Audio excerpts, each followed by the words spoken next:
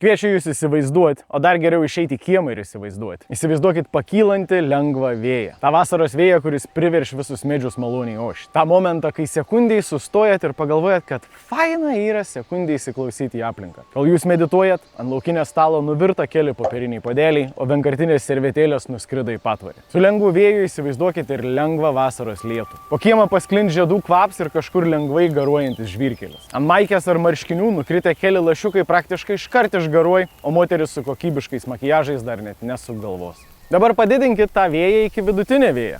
Net ir trumpas vyrų šukuosenos sunkiai beišlaiko savo formą. Pradedat šiek tiek įtariai žiūrėti į kieme stovinčio medžio šakas. Šiaip į jį visai malonu žiūrėti vakarė su arbatos puodeliu, bet dabar kažkodėl jaudinatės dėl savo mašinos, kurią pastatėt po to medžio, kad neprikaistų salons. Taip ir logiška, bet dabar jūsų vaizduotė jums rodo vaizdinius, kaip atrodytų jūsų naujas elektromobilis, jeigu ant jo stogo nusileistų 120 kg šaką. Vidutinio vėjo sekams ateina ir vidutinis lietus, kuris tikrint jūsų namo stogą. Bet praeitą vasarą pasidarėt stogo remontą ir dabar tik biškį dvejojat, ar visi darbai buvo atlikti kokybiškai. Netikėtai kelios minutės ramybės, ta apgaulinga audros fazė, kai jinai nurimst, kad dar labiau sustiprėtų. Ir čia gamta jūs priverš pasijaust kaip skrusdė, nes vėjas pakilo iki tokio lygio, kad mažą vaiką net baisu išleisti kiemą. Jį realiai gali nunešti, o vėjo gūsiai tokie stiprus, kad jūs su visu savo suaugusio žmogaus svoriu praktiškai galite atsiremti į vėją. Turit kieme batutą?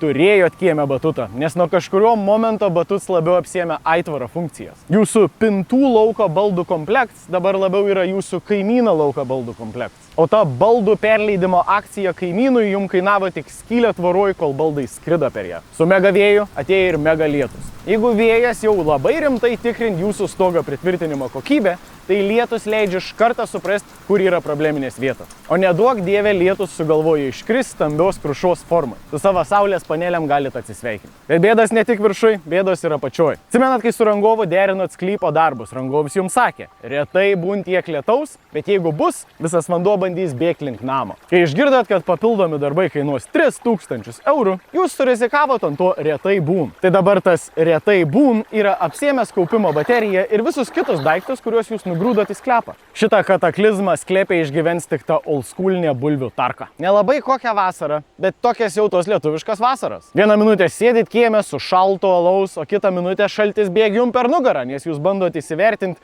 kas čia per nesąmonę įvyko jūsų kieme. Tokie stiliaus kataklizmus žymiai lengviau išgyventi tie, kurie yra namus apdraudę su Lietuvos draudimu. 25 metais tokių buvo 7470, o jums bendrai išmokėta 4,6 milijono eurų. Absoliučiai visom situacijom nepasiruošit, bet apsidraust galit beveik nuo visko.